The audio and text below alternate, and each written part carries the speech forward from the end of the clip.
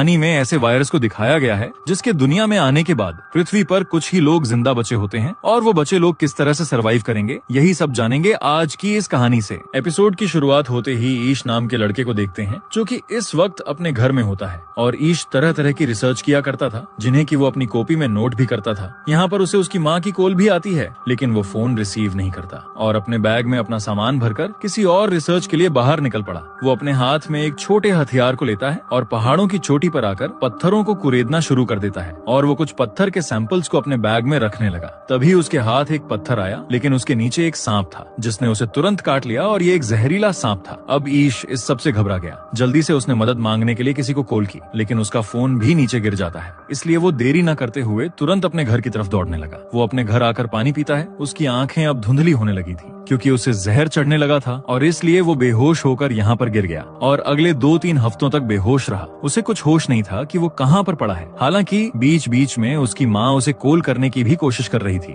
लेकिन उसका फोन तो पीछे पहाड़ों पर ही छूट गया था। खैर, अब 2 हफ्तों के बाद जब उसे होश आया उसने अपने हाथ को देखा जो कि पूरी तरह से ठीक हो चुका था। अब क्योंकि उसके घर में खाने पीने का सामान तो था नहीं, इसलिए वो अपनी गाड़ी लेता है और उसने शहर की तरफ अपना सफर शुरू कर दिया। लेकिन जैसे ही वो शहर पहुंचा उसे यहाँ पर जो नजारा दिखा उसे देखकर ये दंग रह जाता है क्योंकि शहर में उसे अब कोई भी इंसान नहीं दिख रहा था। पूरा शहर खाली हो चुका था। हालांकि गाड़ियां और दुकानें पहले की तरह ही सही सलामत थीं, पर कोई इंसान यहाँ नहीं था। ऐसा लग रहा था जैसे पूरे शहर को लूटा गया हो। सामान इधर उधर बिखरा पड़ा था और कुछ लोगों की लाशें भी यहाँ पड़ी थीं। ये देखकर वो घबरा जाता है। यहाँ बोर्ड पर एक इमरजेंसी अलर्ट लिखा हुआ था जिसमें लिखा हुआ था कि एक वायरस, एक महामारी आ चुकी है, इसीलिए सभी लोग जल्दी जल्दी अपना शेल्टर ले लो। और अब अमेरिका में कोई भी सरकार नहीं है, इसलिए वो अपनी गाड़ी में बैठा और यहाँ से निकलने लगा। अब इसलिए वो जल्दी से अपने पेरेंट्स के घर जाता है लेकिन यहाँ का नजारा भी शहर जैसा ही था। यहाँ भी कोई नहीं था। अब वो अपने मोम डैड के घर के अंदर गया और यहाँ उसे महसूस हुआ कि उसके पेरेंट्स कमरे में हैं, लेकिन अब वो दोनों इस दुनिया में नहीं थे।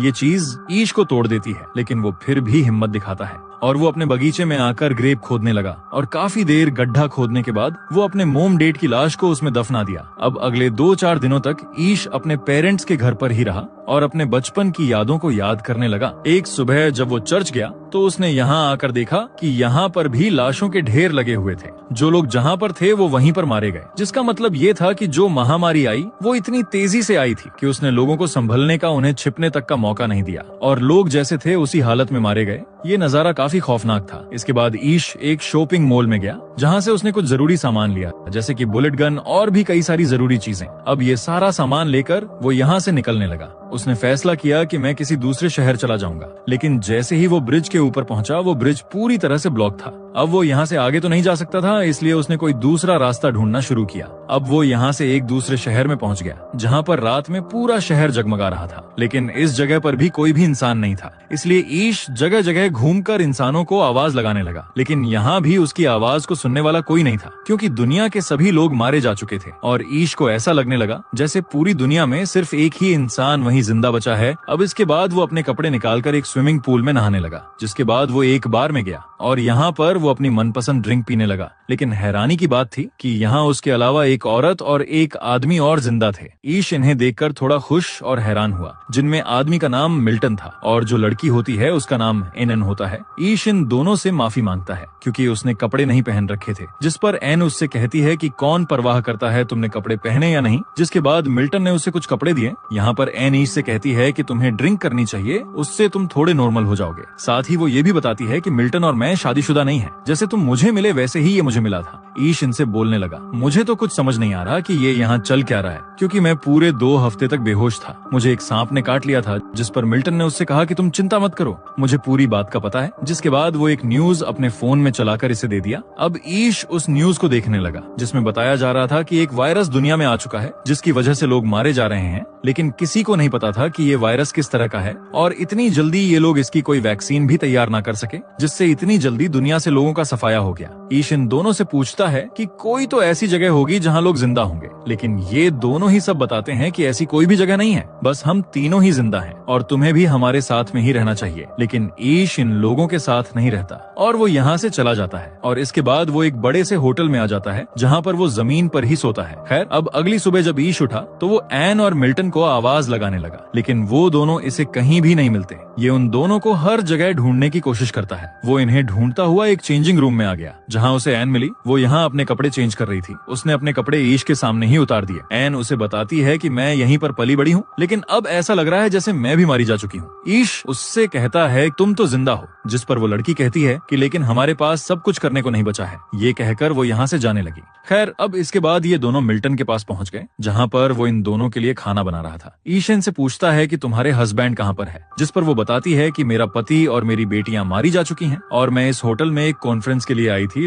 लेकिन तभी ये पेंडेमिक आई और मैं यहाँ फंस गई। और जो मिल्टन था उसकी पत्नी भी यहीं पर मारी गई थी। हालांकि एन ने उसकी वाइफ की मदद करने की कोशिश की थी, लेकिन वो तो नहीं बचे और मिल्टन और एन यहाँ पर फंसे रह गए, जिस वजह से ये दोनों यहाँ साथ ही थे। अब ये लोग यहाँ पर खाना खाते हुए और भी कई सारी बातें करने लगे। मिल्टन कहता है कि पहले हमने सोचा कि शायद हम दोनों ही जिंदा हैं, लेकिन अब तुम आ गए हो। जिस पर ईश कहता है कि मैं तुम्हारे साथ नहीं रुक सकता, मैं यहाँ से जा रहा हूँ। ये शहर काफी बड़ा है, क्या पता कोई और भी मिल जाए। ये बात सुनकर एन थोड़ी निराश हो गई। वो यहाँ से उठकर चली जाती है। उसके जाने के बाद मिल्टन ईश से बात करने लगा। वो कहता है कि तुम हमारे साथ यहाँ इस होटल में रह सकते हो। यहाँ सरवाइव करने की हर एक चीज मौजूद है और जब यहाँ की सारी सप्लाई खत्म हो जाएगी तो मैं अपने आप को शूट कर लूंगा। तो ईश ने उससे बोला कि बाहर की दुनिया बहुत बड़ी है, हम लोगों को वहाँ पर जाकर सरवाइव करना चाहिए और हमें इस होटल पर ही डिपेंड नहीं रहना चाहिए। साथ ही मिल्टन ने ईश को बताया कि एन तुम्हें पसंद करने लगी है और तुम अपनी जिंदगी उसके साथ भी बिता सकते हो। लेकिन ईश ऐसा कुछ नहीं चाहता था, लेकिन फिर भी ईश एन से मिलने गया। उसने उससे बोला कि मैं तुम्हें यहाँ से ले जा सकता हूँ। एन यहाँ पर अपने कपड़े उतारने लगी, लेकिन ईश उसे रोकते हुए कहता है कि नहीं, मैं तुम्हारे साथ ये सब नहीं करना चाहता। एन ईश से कहने लगी कि अगर तुम मेरे लिए मेरे घोड़ भी होते तब भी मैं तुम्हारे साथ नहीं जाती, मैं फिर भी यहीं पर रहती, लेकिन मेरी एक इच्छा है कि मैं खूबसूरत लड़के की बाहों में मरूं। एन ईश को किस भी करने की कोशिश करती है, लेकिन उसका इस सब में कोई इंटरेस्ट नहीं था, इसलिए वो यहाँ से किसी दूसरी जगह जाने के लिए निकल पड़ा। जब वो तेजी से अपनी गाड़ी दौड़ा रहा था तभी उसके सामने एक कुत्ता आ गया। ईश उस कुत्ते से मिला। उसे पता लगा कि ये कुत्ता भी मेरी तरह ही अब लावारिस हो चुका है, इसलिए उसने इस कुत्ते को भी अपनी गाड़ी में बिठाया और सीधा लाइब्रेरी पहुंच गया। क्योंकि अब उसके पास करने के लिए दूसरा कोई काम तो था नहीं, इसलिए उसने फैसला किया कि वो लाइब्रेरी के अंदर बहुत सारी बुक्स को पढ़ेगा। इसलिए उसने कई सारी किताबें इकट्ठा कर ली और वो एक घर में रहने लग गया। वो कुत्ता ही उसका परिवार था, वो उसके साथ ही रहने लगा और इस तरह से उसका पूरा 1 साल बीत गया। वो हर सुबह जॉगिंग करता, गाड़ी चलाता, लकड़ियां काटता और नहाने के लिए चला जाता था, क्योंकि उसके पास दूसरा कोई काम नहीं था। लेकिन एक दिन अचानक उसका कुत्ता भौंक रहा था और ईश ने जब अपनी बालकनी में आकर देखा तो उसे बहुत दूर धुआं उठता दिखा, जिसका मतलब था कि ईश के अलावा भी वहाँ पर कोई और इंसान जिंदा था। ये देखकर उसके अंदर एक उम्मीद जाग उठी। अब इसके बाद ईश अपनी कार लेकर उस जगह पर पहुंचा जहाँ से वो धुआं उठ रहा था। यहाँ पर एमा नाम की एक औरत रहती थी जो कि एकदम अकेली रहती थी। उसने ईश पर गन तान दी। ईश ने उसे बताया कि मैं भी यहाँ तुम्हारी ही तरह अकेला हूँ और मैंने तुम्हारा धुआं उठता हुआ देखा, जिस वजह से मैं यहाँ पर आया। अब पहले तो एमा थोड़ा डरा महसूस करती है, लेकिन बाद में वो भी समझ गई कि ईश उसे कोई नुकसान नहीं पहुँचाएगा, इसीलिए वो उसे अपने घर के अंदर ले आई। यहाँ लाकर उसने ईश को खाना खिलाया। अब इन दोनों के बीच एक अच्छी जान पहचान हो गई थी। एमा उससे कहती है कि अगर तुम चाहो तो आज रात यहाँ रह सकते हो, अगली सुबह तुम यहाँ से चले जाना। ईश उसकी बात मानकर आज की रात उसके घर ही रुकता है और रात में उसने एमा से कहा कि अगर तुम चाहो तो तुम मेरे साथ मेरे घर में रह सकते हो। अब एमा ने उसकी ये बात मान ली और सुबह होते ही ये दोनों ईश के घर पर चले गए। ये घर काफी बड़ा था, इसलिए एमा को ये काफी पसंद आया। वो घर का आंगन भी देखने लगी। यहाँ पर हमने ये भी देखा कि ईश ने खुद को मारने की तैयारी कर ली थी, लेकिन एमा के मिलने के बाद उसने उसे हटा दिया, क्योंकि अब उसके पास जीने की एक वजह थी। अब अगले दिन ये दोनों एक मॉल में गए और वहाँ से कुछ जरूरी सामान ले लिया। ईश ने एमा से कहा कि बस ड्रिंक की बोतल मत लेना, बाकी सभी जरूरी सामान ले सकती हो। खैर, अब घर पे आकर जब ये दोनों खाना खाने लगे तो एमा ने ईश से कहा कि पहले कितना शोर हुआ करता था, अब चारों तरफ कितनी शांति है। ऐसा लग रहा है जैसे अर्थ फिर से खुद को ठीक कर रही हो। अब ये दोनों साथ मिलकर रहने लगे। ईश खाने की तलाश में अक्सर मछलियां पकड़ने जाता और एमा घर का काम करती। अब ये दोनों साथ में मिलकर घर में सब्जियां भी उगाने लगे। अब एक दिन एमा ने ईश्वर से पूछा कि हम दोनों ही क्यों जिंदा बचे हैं, बाकी लोग जिंदा क्यों नहीं हैं? शायद ईश्वर ऐसा चाहता हो कि हम दोनों ही मिलकर फिर से इस पृथ्वी को रहने लायक बना दें। यानी एमा को ईश से प्यार हो चुका था और वो इसके साथ शादी करना चाहती थी। अब इस बार ईश भी इस चीज के लिए तैयार हो गया और इनके बीच सब कुछ हो गया। अब अगली सुबह ईश एमा से कहता है, अगर हमें इस जगह पर सरवाइव करना है तो हमें कुछ एनर्जी की भी जरूरत होगी। इसलिए वो कई सारी गाड़ियों से फ्यूल इकट्ठा करने लगा और साथ ही वो जब अपने घर के ऊपर सौर पैनल इंस्टॉल कर रहा था तो वो छत से नीचे गिर गया। लेकिन अब क्योंकि एमा उसके साथ थी, उसने उसे संभाल लिया। वो उसके पैर को भी ठीक कर देती है। खैर, अब रात होने पर एमा ने अपना बैग खोलकर उसमें से कुछ फोटो निकाले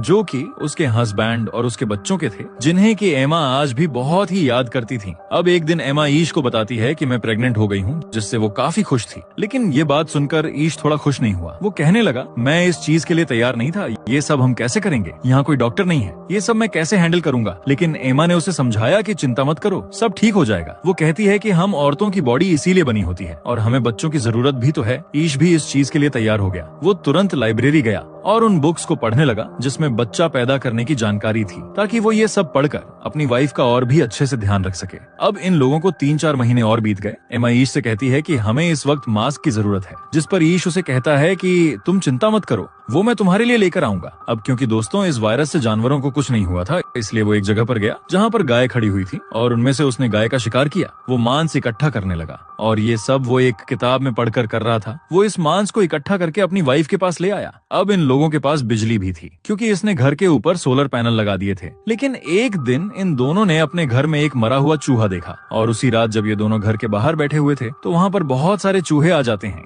इतने सारे चूहे एक साथ देखकर ये लोग उन पर गोलियां चलाने लगे और एक जगह पर आग भी जला दी ताकि वो चूहे यहाँ से दूर रहे। लेकिन अब वो चूहे इनके घर के अंदर आने लगे, इसलिए ये लोग घर के सभी खिड़की और दरवाजे बंद कर देते हैं। लेकिन तभी इन्हें रियलाइज हुआ कि इनका जो कुत्ता है वो घर के बाहर था और बहुत सारे चूहे उस पर हमला कर रहे थे। जिसके बाद ये लोग किसी तरह से उस कुत्ते को अंदर लाए और उसका इलाज करने लगे। ईश इन सारी चीजों से काफी टेंशन में था। वो एमा से कहता है कि कहीं डिलीवरी के वक्त में तुम्हें खो ना दूं, क्योंकि ऐसा अक्सर औरतों के साथ हो जाता है। जिस पर एमा उसे समझाती है कि बिल्कुल नहीं, मेरे साथ ऐसा नहीं होगा, क्योंकि मैं पहले भी बच्चे पैदा कर चुकी हूँ। लेकिन अब मेरी दोनों बेटियां इस दुनिया में नहीं हैं, क्योंकि इस वायरस की वजह से वो मर चुकी हैं। मैं भी बिल्कुल अकेली हो गई थी और मैंने भी अपनी जान लेने का सोचा, लेकिन फिर बाद में मैंने सरवाइव करने का फैसला किया और आज मैं तुम्हारे साथ हूँ, इसलिए तुम्हें घबराने की कोई जरूरत नहीं है। खैर, अब सुबह हुई और जब ये लोग घर से बाहर निकले तो देखा कि घर से बाहर अब कोई चूहा नहीं था। सारे चूहे जा चुके थे। यहाँ पर सिर्फ कुछ बिल्लियां थीं जो कल रात मरे चूहों को खा रही थीं। अब एमा की डिलीवरी का वक्त आ गया था। हालांकि वो ये पहले कर चुकी थी, लेकिन ईश के लिए ये पहली बार था। वो घबराया हुआ था। अब डिलीवरी के वक्त जब एमा का बच्चा बाहर नहीं आ रहा होता